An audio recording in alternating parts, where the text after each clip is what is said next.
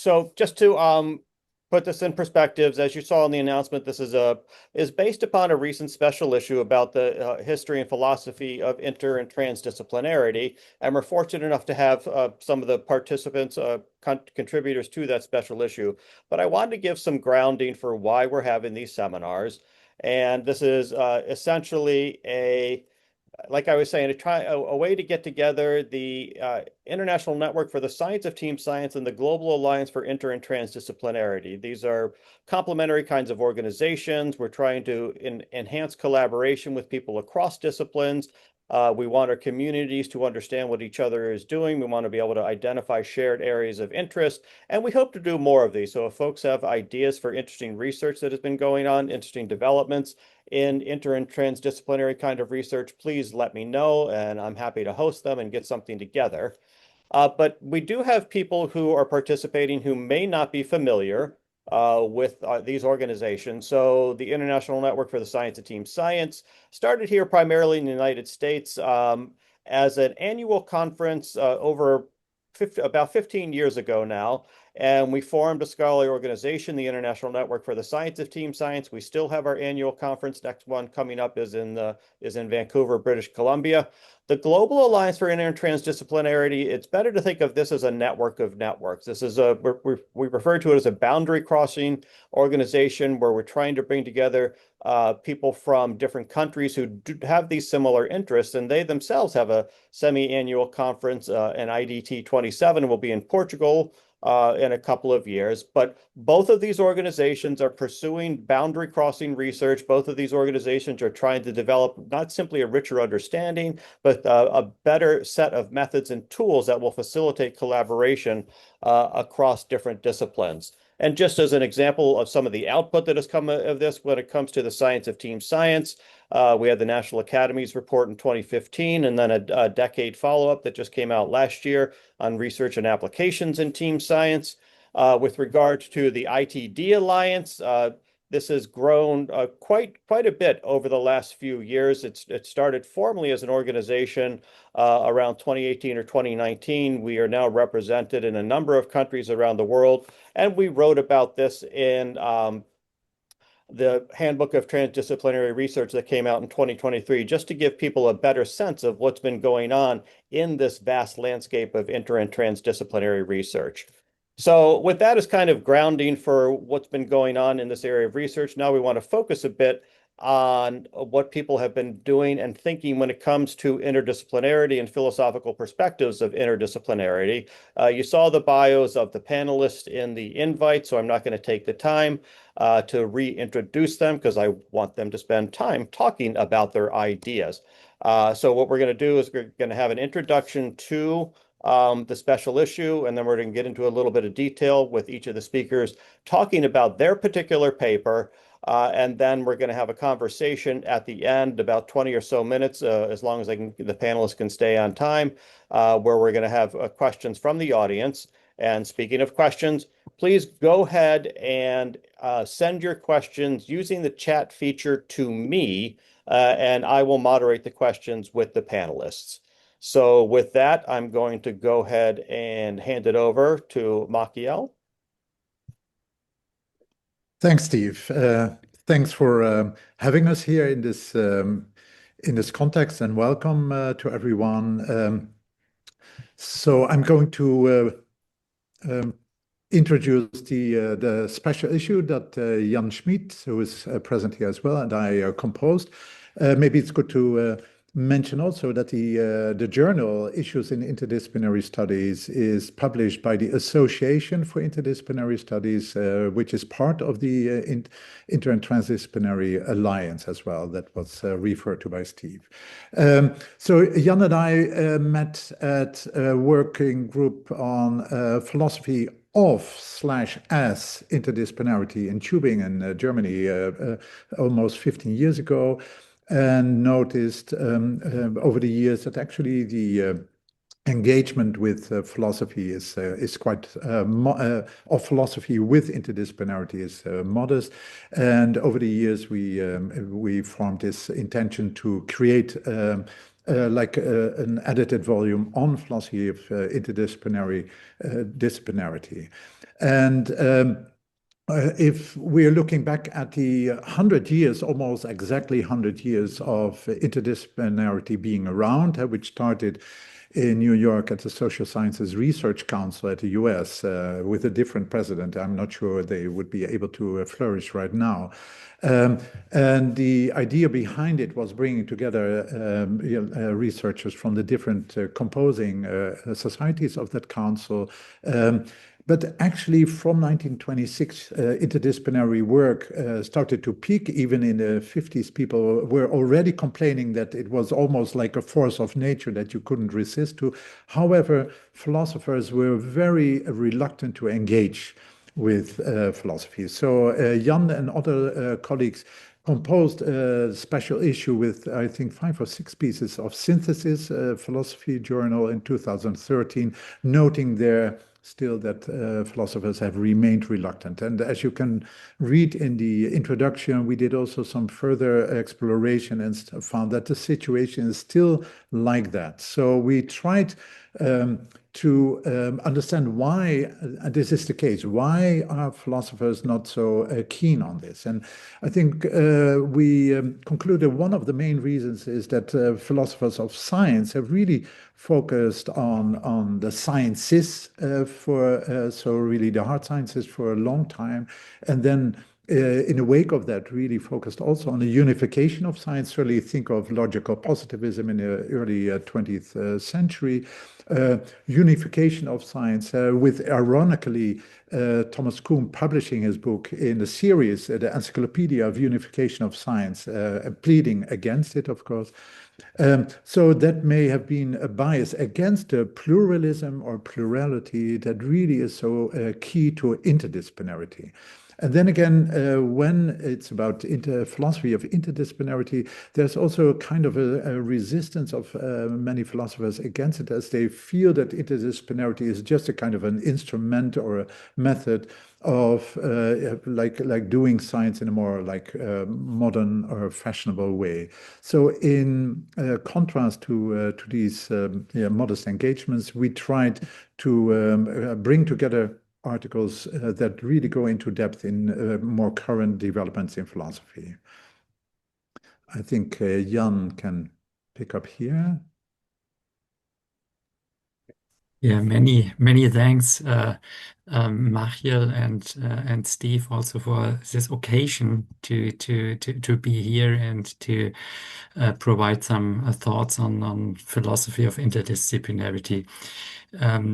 So we had, I think, about 30 abstracts, and from these possible papers, we had a review process and selected 11 papers, and our call tried to link the practice of interdisciplinarity with the theoretical reflection we loosely call philosophy of interdisciplinarity, and we grouped the paper into four groups. The first group entitled Plurality of Concepts and Notions.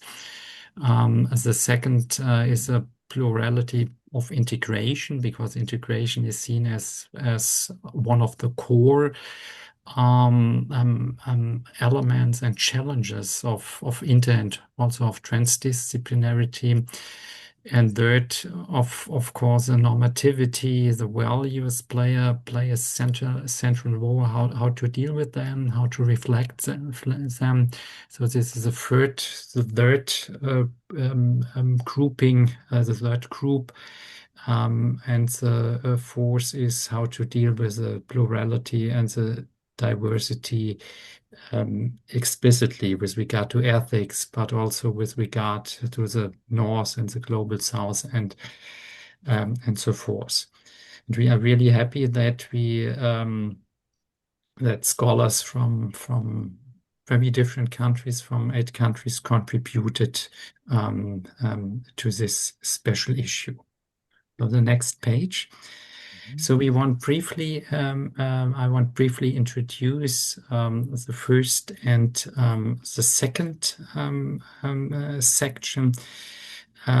So the first section, as Mariel said, we aim, or our goal was to strengthen the pluralism or the plurality of interdisciplinarity, but also look to some extent for kind of a unity. And we believe that there is no discipline of interdisciplinarity, so there is no monist understanding of interdisciplinarity. And by systemizing different concepts of inter and transdisciplinarity, we think that philosophy really can assist in assessing when and how certain conceptions are relevant and where critical reflections amount to. So the first paper, that's my approach, I will later on shortly introduce. So just to say here, it's a kind of a framework I suggest, and we may discuss some aspects later on. The second paper by Maria Marzielli from Uruguay, she sheds light on different turns in the production of knowledge through the imperative of inter and transdisciplinarity. And very interestingly, she differentiated between different terms, quite recent different terms. The ethical political term is one term, the participatory term, the contextual term, and the dialogue or dialogic logic term. And she develops a very thought-provoking matrix in order to analyze the practice of inter and transdisciplinarity and to criticize from this matrix some practices. The second section encompasses 4 different papers, as already said. Well, we all know that the integration challenge is one of the hard challenge and one of the core elements to define inter and transdisciplinarity, but the notion as well as the methods, the approaches, the heuristics are not so clear. And we think also, if you look at the projects, for instance, of the transdisciplinary network in Switzerland, how many tools are, and we have here, I think Michael O'Rourke is, he has a toolbox project. So it's amazing what scholars have achieved here. So the first paper is by Steve Crowd. Yeah. Jan, I don't think we have time to go to explicitly go into each article. Yeah. Yes. So I mean, you see here all these papers. The first concept, it's interesting, this conceptual ecology that Stephen Crowley or Chet Goneman and Brian Robertson provided. We will have an introduction to the integrative topologies by Bethany Laursen. Then the second 2 papers really are interesting because they provide a different perspectives. The boundary, well-known boundary concept is applied here, which provides reflexivity in a certain way. And we have a kind of object-oriented approach with robotics, Pabo for a certain kind of diseases that was intentionally constructed by an interdisciplinary team and is reflected here by Eric Weber and Julie Manis. So Michael, sorry, it was a bit long. It's up to you to introduce section 3 and 4. Thank you. Right. So as you can see in the section on dealing with normative dimensions, we refer to the fact that in many cases inter and transdisciplinary integrations particularly referred to and discussed in terms of epistemology and methods, and acknowledging the fact that if the results of such projects are to be more socially robust, we have to also include and integrate normative and ethical dimensions, which typically is less included in the discussion of integration And finally, we shed light on in various articles on the ethical, social, and personal dimensions. And here again, it's a development within the field of interdisciplinarity, growing ever more into transdisciplinary research projects, so including extra academic stakeholders, and that these other dimensions, including lived experiences, interests, norms, etc., are being involved. So in the articles, you will find several features of these developments referred to and articulated. And then Jan, I think you will pick up here again. Your mic is. Sorry. So we some points to where we consider prospects and the future of a philosophy of interdisciplinarity. Maybe first of all, we consider philosophy of interdisciplinarity not as a kind of a subdiscipline of philosophy alone. Philosophic thinking really takes place in different domains, in particular also in inter and transdisciplinary projects. And these philosophic thinking we aimed with our publication to foster and to facilitate. Yeah. So in the future, we think a more critical reflexive approach could enrich inter and transdisciplinary projects in a certain way, and an approach like the philosophy of interdisciplinary could promote probably or encourage, that's our vision, a more pluralistic mindset. And here you see again where we see a need or demand to go further, the reflections on the concepts and notions and understanding, so to provide differentiation, but also, of course, the tools, the development of the tools, the critical development of the tools, the heuristics, also the management and organizational structures. But we also want to stress the reflexivity with regard to normative dimensions and the engagement in reflection. So we think elements of communicative action and the justification of the normative aspects are really, really important. And we think, of course, that evaluation of the different approaches and diversities also against power relations are very important. Yeah. And we think with a broader reflection that there might be elements that can be strengthened towards a more social and also sustainable, relevant practices. Advancing a critical reflexive mindset and attitude, we think could encourage critique and reflexivity in interdisciplinary projects, and also of certain ways or different ways of interdisciplinarity, but always for, which means to enhance and to strengthen inter and transdisciplinary.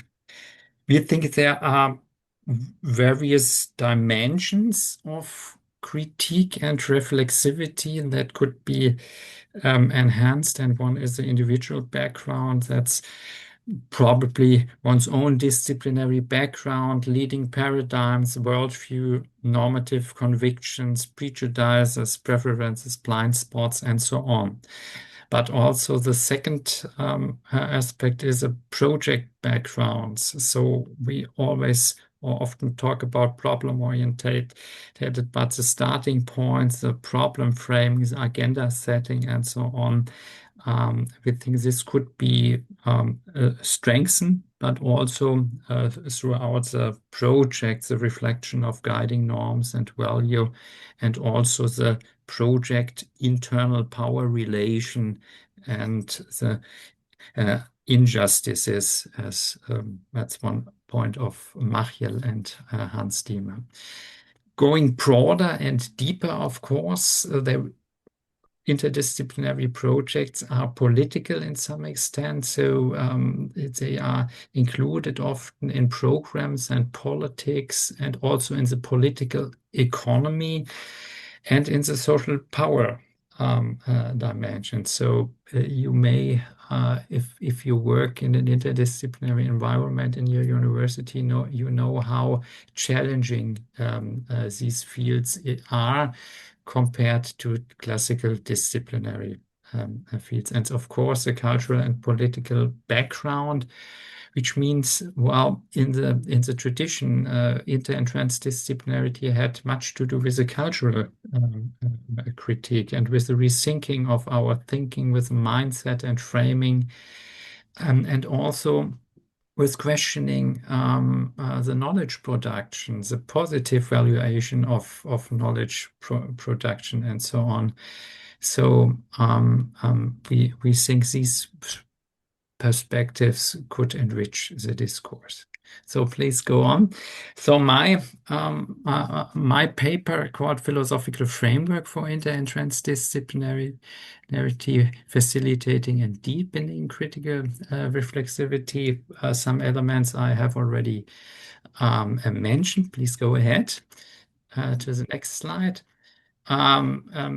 To say my background is in physics and philosophy, but I also did many projects in the practice of technology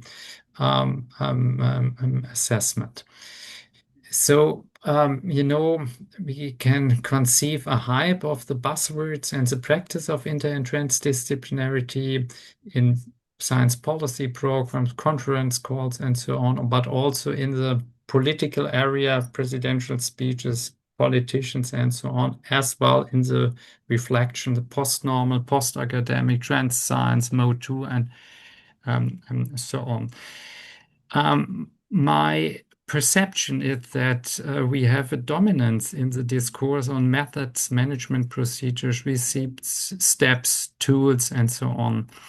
And so we have a kind of a dominance of an instrumentalist or solutionist orientation with a kind of a technomorphic thinking. And the point is, well, this kind of rationality, which has also caused some important global change problems, for instance, and so on, and how to deal with them. So I argue that there is an eminent politicity in the notions and also in the concepts of inter and transdisciplinarity, and I have a historical reconstruction also with regard to the European tradition that was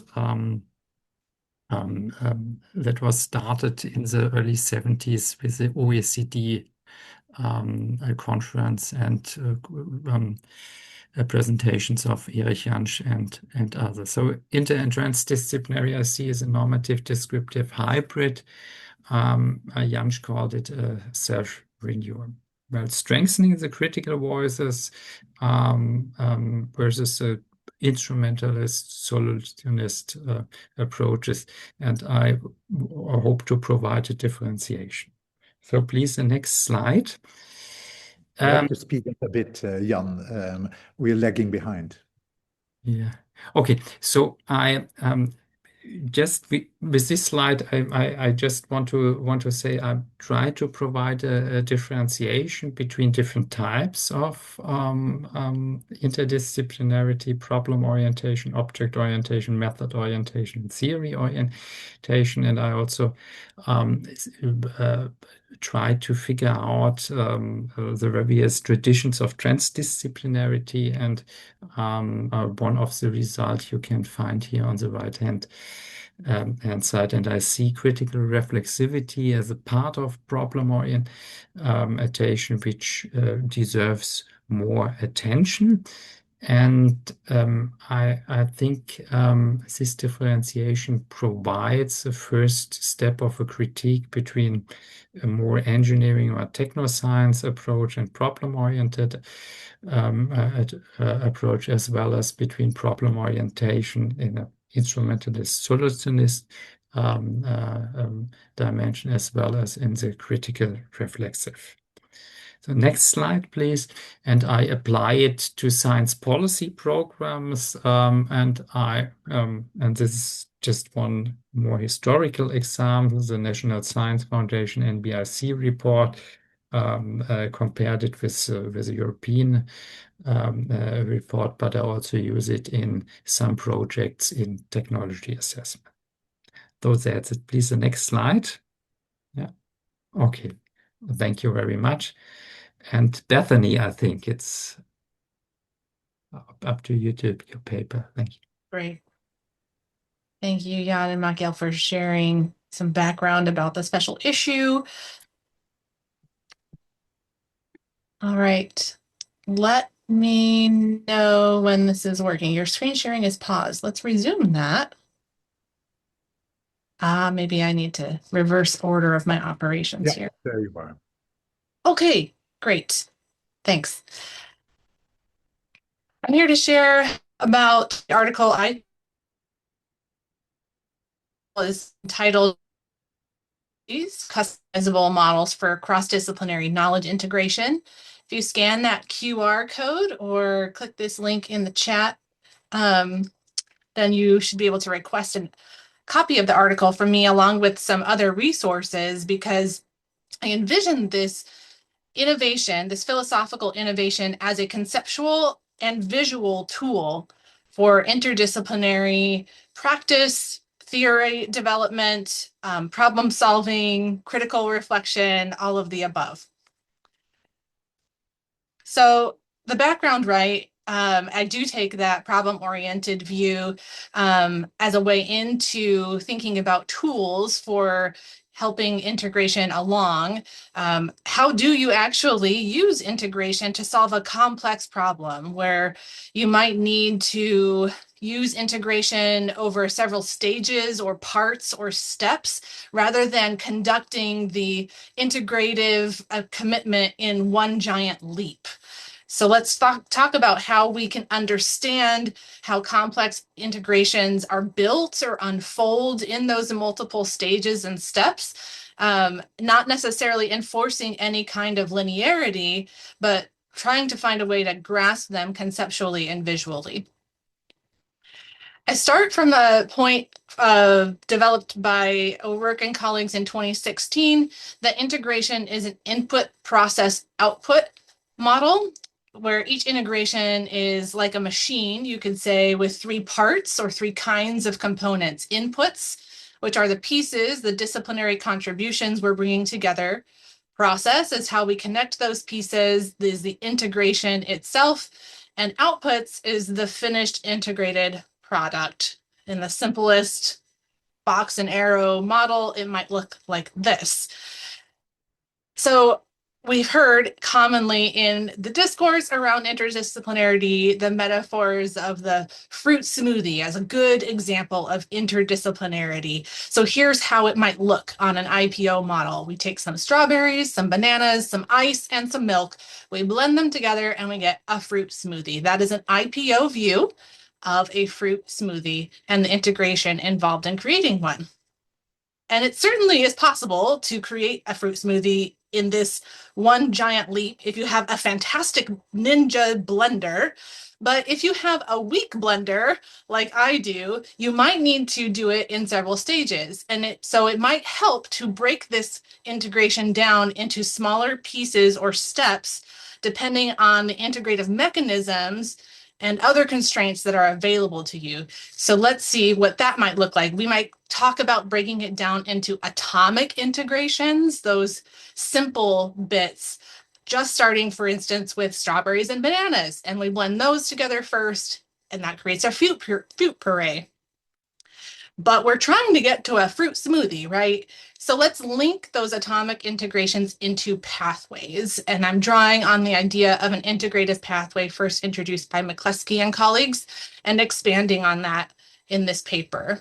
So sometimes maybe you can think of it like an assembly line or a complex Lego build, that the output you create can become a new input for another part of the project. So we have that fruit puree that we combine with ice in more blending to get a sorbet-like substance. And then we add the milk with some more blending to get the fruit smoothie.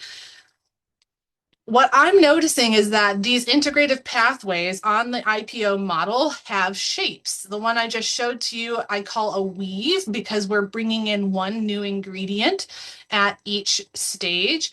But these integrative pathways can have other shapes as well.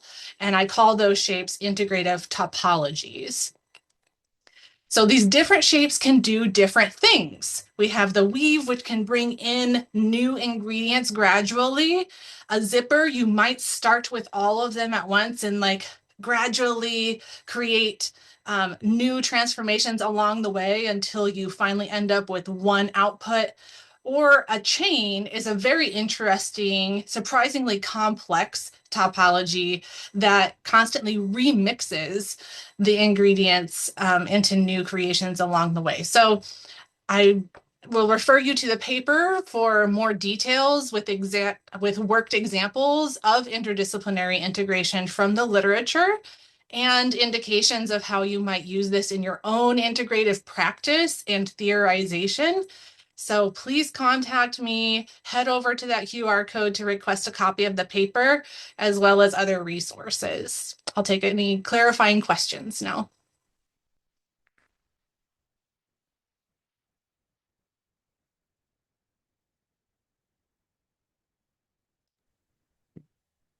Okay, if there's no clarification, why don't you go ahead and take over, Makiel? Sure. Happy to.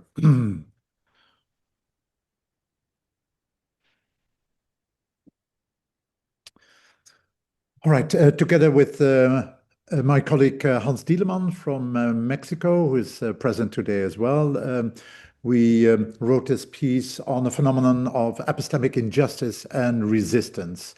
And you can find a proof of the text through the QR code, by the way.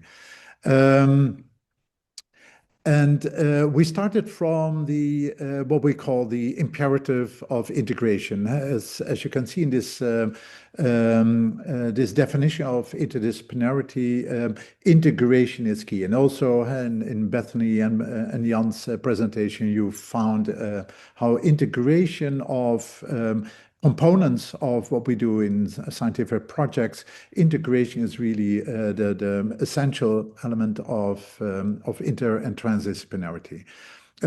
However, what we were asking ourselves, also on the basis of several reports, is when does integration really create forms of injustice where people feel, or groups feel that they don't really can bear enough on the project and are resisting against it. So again, we use several case studies in our study. But we started by explaining what epistemic injustice is in our piece. And epistemic injustice is a specific form of injustice which really centers around the epistemic status, so the status of subjects as knowers, of persons that have knowledge, that can contribute to knowledge, but also that want to use knowledge. So it's both as active and passive subjects in the epistemic context. And then, as you can see in the definition was coined by Miranda Fricker already in 2003, and in the anthology or the Handbook of Epistemic Injustice, KID adds like the participation in communicative practices. So you can see that the definition has somewhat widened over time. Similarly, when it comes about the different forms of epistemic injustice, so Miranda Fricker started with two of them, testimonial and hermeneutical injustice.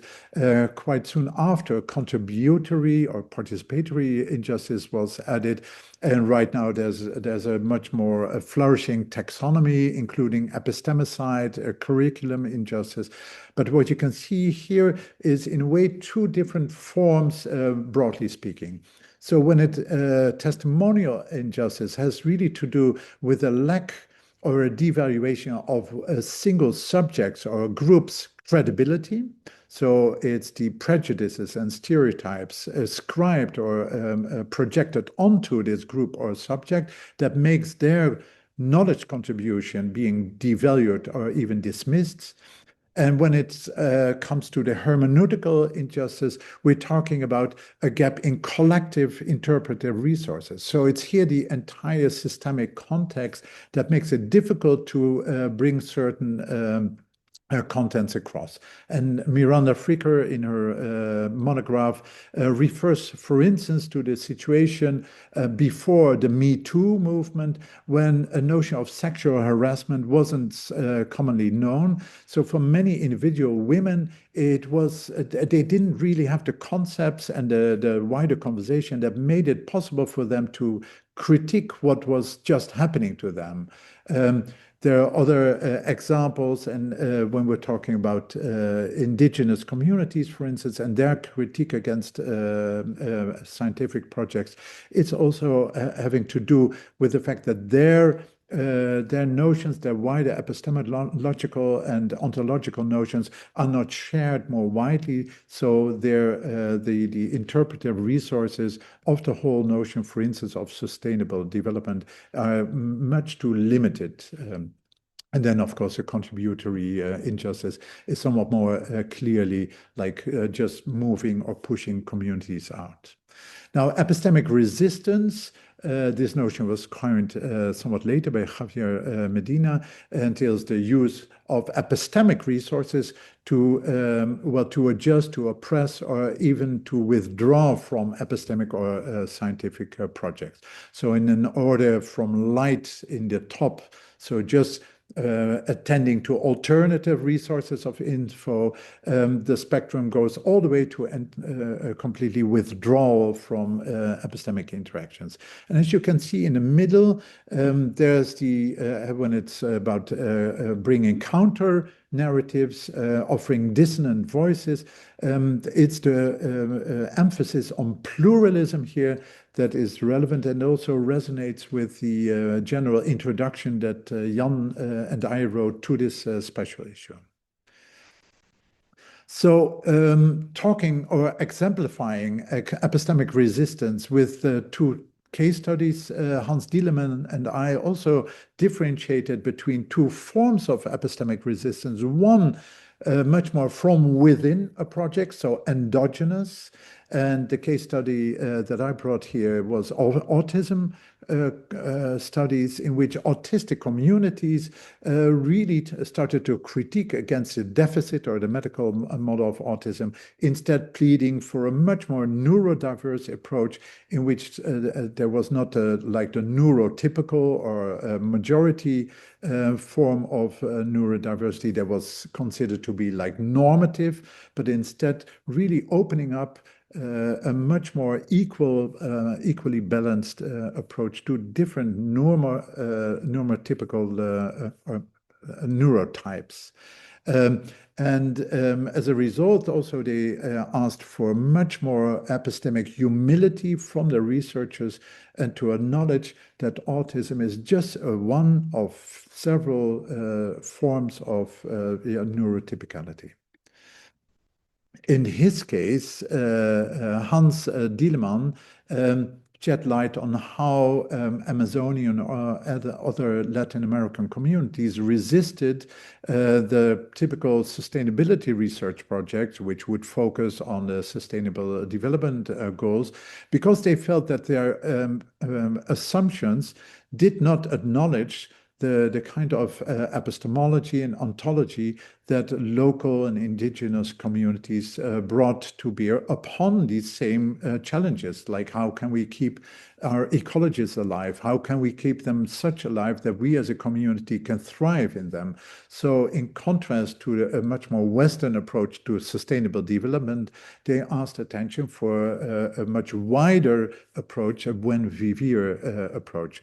So they pleaded not just from within to have to widen the scope of the science project, but really from externally, starting much more in an inter-epistemic dialogue. As finally, we concluded that really taking these forms of epistemic resistance into account, scientists really have to be open to engage with communities with lived experiences, local communities in different forms, for instance, in forms of dialogue, or explore joint imaginations such that there's not predominance from scientists in these projects. So this is a brief account, of course. You can find more in the article that is seen here. And I will show you the final slide here before handing over to Steve for moderating the conversation. Okay, thank you everybody for the quick summaries of your papers. And now to kind of open the floor for discussion, I've got some questions from people in the chat. Those of you who have some questions, please use the direct message feature and send it to me. But one of the first ones that we have, this is for Bethany. It says, thanks so much for the excellent summary. Could you give an overview of how one might decide on the appropriate integrative topology? Yeah. There's some discussion of that in the article. And really the tool is so new that I feel that question can only be answered through lots of experience with the tool. And so I can't give you a survey of all of the empirical experiments with the tool and how it turned out. But actually, I am pulling together a group of people to co-author a paper covering some examples. So if you're interested in contributing an example, even if it's a failed example, I would love to hear from you. I think it seems to me that some of the topologies are a little easier to grasp than others. I think that the weave topology that I showed earlier is very straightforward. You can add one or a few inputs at every stage, and that makes a lot of sense for a kind of basic linear approach. So for someone, you might use this maybe with a graduate student or undergraduate student, or just someone new to interdisciplinary research, and helping them walk their way through bringing together just maybe even two different disciplines at a time, two findings or two contributions at a time, starting simple with a weave topology. I think chain, I actually called it like a disintegrative chain because it involves both breaking apart and bringing together repeatedly. That can be very helpful for an ongoing engagement where you're not really sure how and what all of the pieces are going to be after every engagement along the way. The example I include in the paper is from the organic development of a new field, right? That's not directed by any person top down, but that is certainly involving forms of integration and disintegration along the way. So those are just some ideas, but I'd love to hear other ideas and examples as people try. Okay, thank you.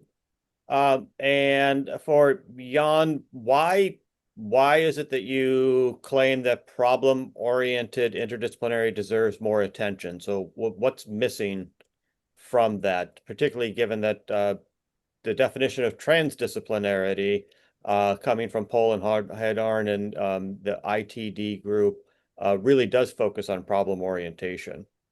So what makes this unique? What do we need to still understand?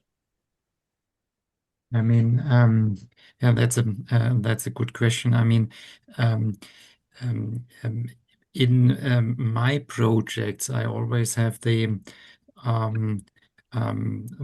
concern between those who are very object oriented in my approach. So it's mainly the engineering approach on the one hand side, and others that are more or less problem orientated, and my approach aims to provide a differentiation, because I mean some people who are let's say contribute to a new object could also be regarded from the one or the other perspective as being problem oriented.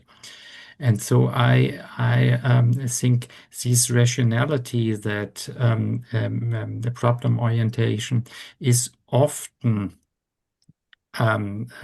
seen as mainly solution orientated. I mean, the standard phrase is to say, well, we solve wicked problems. I think if you look at the scientific technological progress, we need more or less, we need a problem radar, we need a problematization of the continuous problem production. And so the instrumentalist and solution-oriented approach often in my project really comes too late. Yeah. Consider the discourse now in Europe and in particular in Germany about fusion energy. That's a kind of a fusion energy and the hope. And the concern is, of course, that we produce new problems with regard to this. And so I want to strengthen really the critical and the reflexive elements in inter and transdisciplinarity. Does it make sense? Yeah, I think the problematization, at least for me, that does clear things up. And for Machiel, when you talk about epistemic injustice, your focus seems to be on this idea of more like stakeholders, community participants, could be patients, but epistemic injustice certainly exists in other forms. We've got demographic diversity in which it can occur. We've got discipline-based injustice, where some disciplines in the pecking order, the hierarchy of science, but there's also kind of an authoritative problem. Senior researchers, the PIs, all of those can create epistemic injustice. So do you see something different across these different ways, these diverse ways in which injustice can occur? Do you see similar solutions for approaching them? Well, of course, many forms of injustice can also overlap or interact. So hierarchies can be such that indeed people are not able to contribute. So the contributory injustice is much more prevalent than very specific forms in which someone, for instance, the testimonial injustice, which Miranda Fricker primarily focuses upon, is really by undermining or undervaluing the epistemic contribution as such. Like, for instance, have autistic or patients cannot really contribute to a project because they have an interest by being a patient. So then there's really a very specific epistemological assumption behind it that only as a disinterested or neutral scientist you can really contribute to the knowledge. So there's more than just a power dynamics at play. And I think that's really the value of this notion of a specific epistemic quality of injustice. Okay, we have someone who's asked kind of for an elaboration of your idea of epistemicide, and I think that's an important concept as well. Can you, in addition to elaborate, provide a few examples? Well, of course, the most recent example or conversation about epistemicide is the bombing in Gaza by the Israeli army of all higher education institutions. And of course, when there's a war going on, these institutions will also be targeted. But the question here is if there's really has been a targeted campaign to eradicate knowledge institutions here. Also, when you're looking at colonial policies, so the Netherlands has been a very active colonizer. More than 53 countries or areas across the globe have been affected by Dutch colonialism. And in some of these cases, you can see that there is a very explicit and targeted epistemic institutions, epistemic resources, libraries, etc. And there can, of course, be various reasons to do so. So then it's really, again, important to differentiate between common colonial destruction, which is going on in many areas, and very specific targeted epistemic destruction. Okay. And I think maybe also what I should mention also is that one of the reasons that we ask attention for this phenomenon is that also as scientists, we should be aware that if in our project or in the process we are not facing critique or critics, it might be that these have just withdrawn from engaging with our project at all. So the absence of critics is not a good sign in many cases. Okay. And I wouldn't be doing my due diligence if I didn't ask the panelists to reflect on how the advent of artificial intelligence is influencing the way they're thinking about their topic. So I'm going to go across each of you and ask you to comment on AI. For example, Bethany, do you see AI as helping with these integration or making it more difficult, particularly since you can have synthesis, you can ask for synthesis. We have a lot more fluency with LLMs. Jan, is AI going to facilitate focusing on problematization? Machiel, is AI in any way a resource to help overcome any of these epistemic injustices? So with that ramble, I'll go ahead and have Bethany respond first.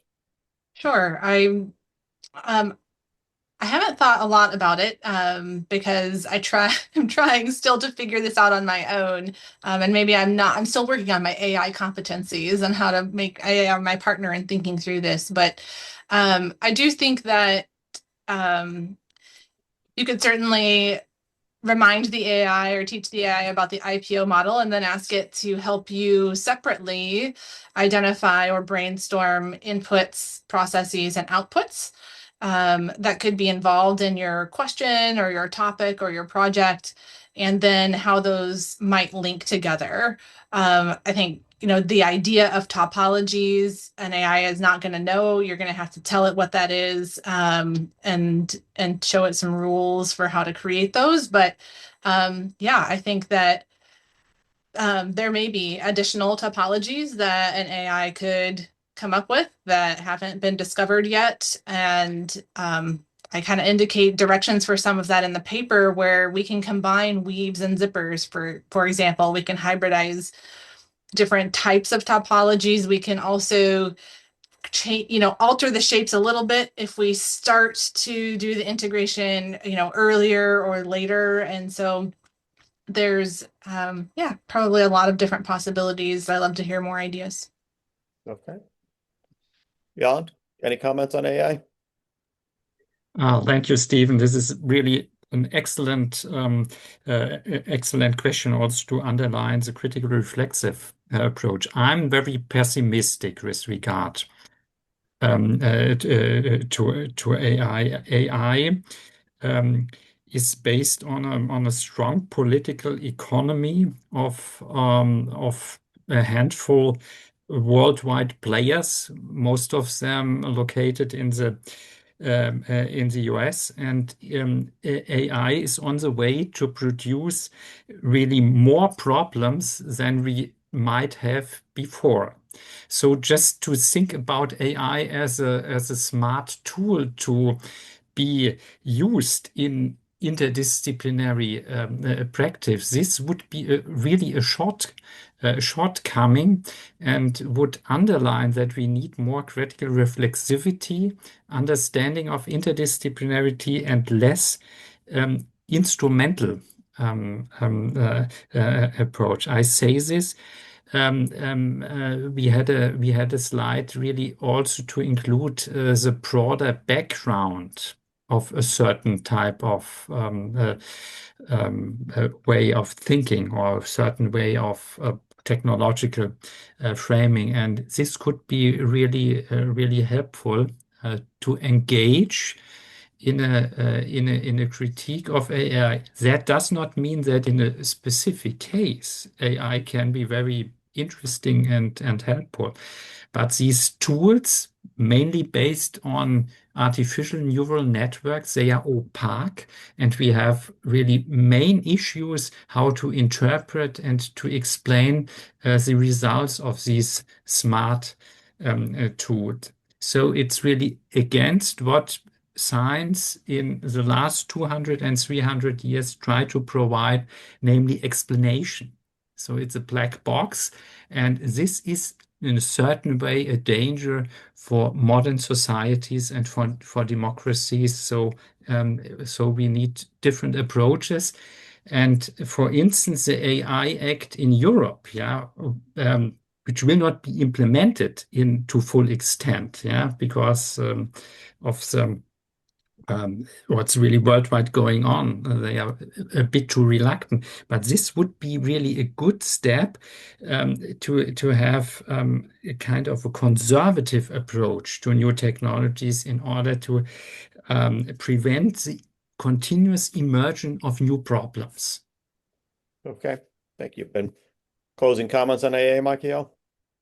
Right. So I'm somewhat critical and skeptical as well. On the other hand, I have to acknowledge that AI is really a double-edged sword.